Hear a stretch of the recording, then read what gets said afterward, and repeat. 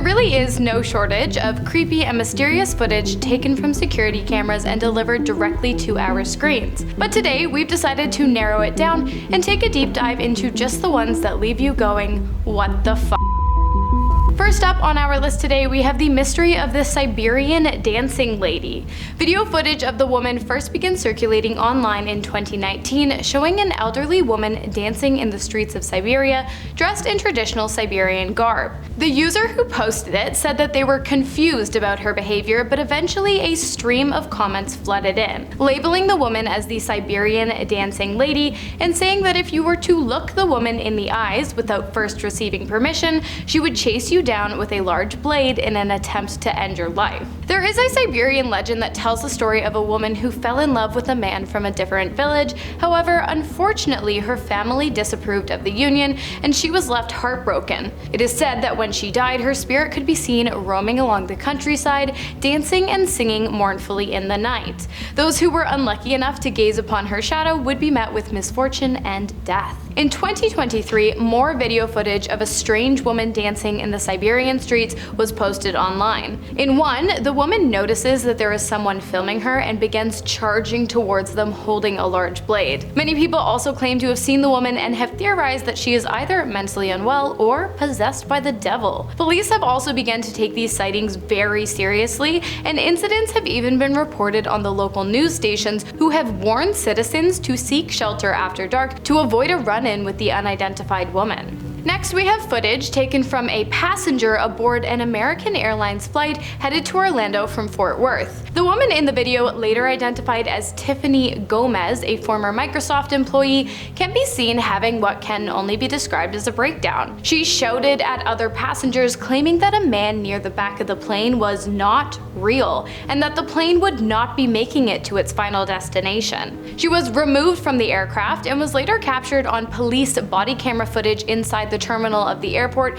claiming that the man had told her he had an explosive device. She pleaded with the desk agent and police, begging them not to let the plane leave, saying that once it became airborne, it would blow up. Tiffany later posted an apology video online saying that she was sorry for causing a scene as well as for using profanity aboard the aircraft, but provided no explanation for her actions or the claims that she made in the video. While the plane was okay, many people who watched the apology video have claimed that the woman apologizing and the woman on the plane were two entirely different people, saying that they look nothing alike. Next on our list today, we have CCTV footage that shows the last known location of American-born Maura Murray, who disappeared on February 9th of 2004. 20 years later, in early February of this year, Maura's sister started a podcast in hopes of regaining traction for her sister's case and possibly putting an end to the mystery of Murray's disappearance. On the day Maura went missing, she packed her car and took to the road without telling anyone where she was headed. She was caught on video using an ATM machine around 3:40 p.m. and then continued on her way. Somewhere along the drive, the 21-year-old was involved in a single car crash and police were called to the scene by a bystander.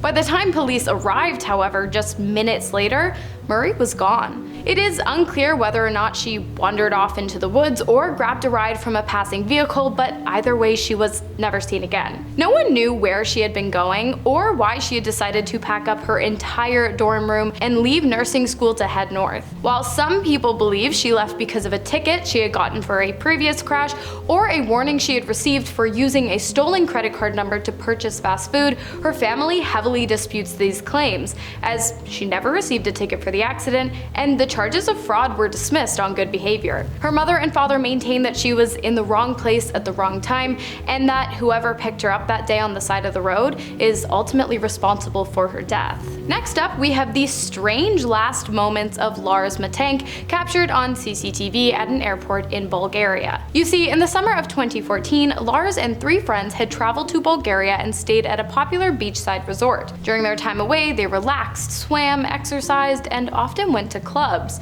Everything seemed normal until it didn't. On the last night of the men's vacation, they had gone to a local bar to watch a soccer game, and while at the bar, Lars got into a fight with a group of fans for the opposing team. The situation escalated and then eventually de-escalated, but after the game, Lars and his friends group left the bar. His friends stopped for food on the way home. Lars, claiming he wasn't hungry, waited outside. When his friends emerged from the restaurant, Lars was nowhere to be found, and it wasn't until the next morning that he reappeared. Beaten and bruised, he claimed he had been jumped by a group of guys hired by the angry soccer fans from the bar. Due to a ruptured eardrum, he was unable to make the flight home with his friends that day, and he stayed in Belgium. By the evening, however, his demeanor had almost completely changed. He was calling his mother paranoid, convinced the assailants were planning to come back and finish the job. When he was finally cleared to fly home, he made his way to the airport, but before he could get on the plane, he became spooked by a construction worker. He could be heard muttering, "I don't want to die here," before booking it out of the airport without any of his personal items.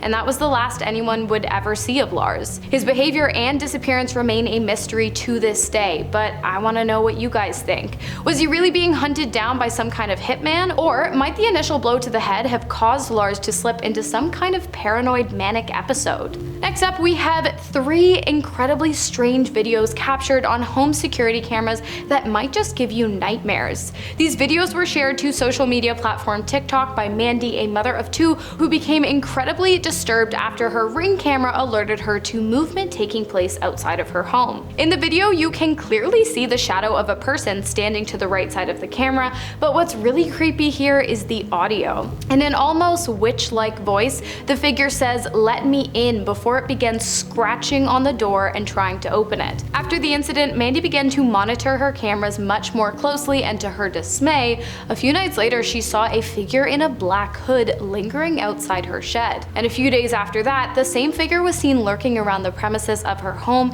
and standing directly under the room in which Mandy, at the time, would have been consoling her sick child. The family has contacted authorities, but there's been no update since.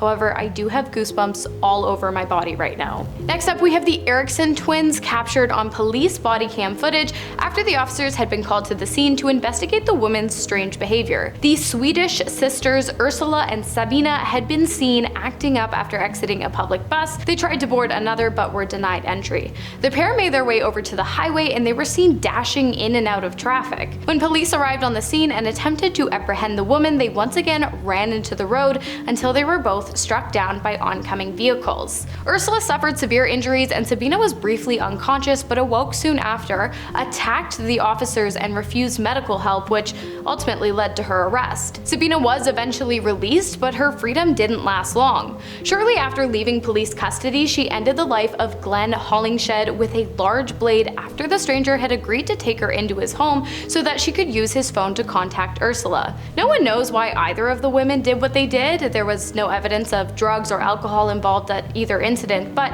some have speculated that the twins might have suffered from something called shared psychosis, a rare disorder in which a delusion is shared by 2 or more people in a close relationship. But what do you guys think? For this next one, we're keeping things somewhat light with a video of an unknown man showing off his leg strength in the province of Shangxi, China. In security footage captured by the city of Linfen, the man can be seen delivering a powerful kick to one of the concrete columns lining the bridge that he had been walking on. The column, attached to all of the others by a metal chain, falls into the water and then begins dragging the rest down with it. The man who delivered the blow stands back and watches before fleeing the scene. It's unknown why the man decided to kick the column down in the first place, whether or not he knew what would happen or whether or not he was arrested. However, I think we can all agree while vandalism is bad, the domino effect of the columns was pretty satisfying to watch. Next up, we have Peter Bergmann, also known as the man who didn't exist. In 2009, the man, presumed to have been in his 50s or 60s, checked into a hotel in Austria under the name Peter Bergmann. While at the hotel, he disposed of all his belongings in a purple plastic bag while avoiding security cameras and then went on to purchase 8 stamps from the local post office. Peter went back to the hotel where he was captured on CCTV and grabbed a taxi. The driver dropped him off at Ross Point Beach, and that was the last time the man was ever seen. His body was discovered along the shore the following day around 8 a.m. An investigation began which led law enforcement to the discovery that Peter Bergmann didn't exist. The man had used a fake name and a fake address when checking into the hotel. Not only that, but all of the labels on the man's clothes had been carefully removed so that it would be unclear where he had purchased them from, and his movements prior to the day of his disappearance could not be tracked. While police were able to determine that the man had died of cardiac arrest, they were never able to determine who he was and why he had worked so hard to keep his identity a secret. Next up, we have CCTV footage taken from a home security camera that captured the last known moments of Stephen Koecher before his disappearance without a trace on December 14th of 2009. Stephen had called his friends just 2 days earlier to inform them that he had left his home in Utah to visit Las Vegas, Nevada. However, based on the CCTV footage, his last known whereabouts was Henderson, which is about a 30-minute drive from the Las Vegas Strip without traffic. In the surveillance video, he can be seen parking his car filled with wrapped gifts for his family members on the street of a wealthy neighborhood. After he parked, he got out of his vehicle, crossed the street, and made his way down the road. He was never seen again. No one is sure why he would have parked his car in the neighborhood or what might have happened to him after he did. His cell phone signal was picked up at various locations several miles away from where he left his car, but after 2 days the signal died and the trail was lost.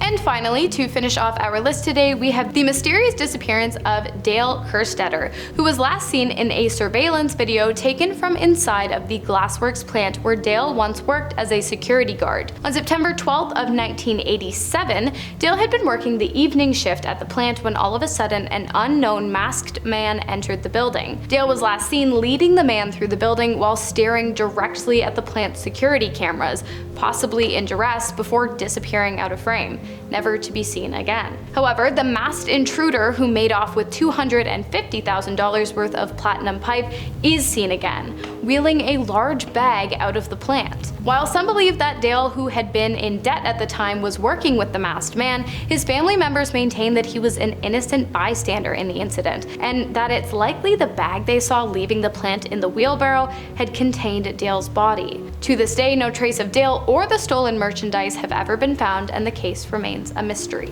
Well, there you have it, guys. Some pretty creepy stuff going on in and out of view of these many security cameras. If you have any theories about the mysteries, please let me know in the comments. I'll take a look. As always, I've been your host, Hannah Thompson, and I will see you in our next video.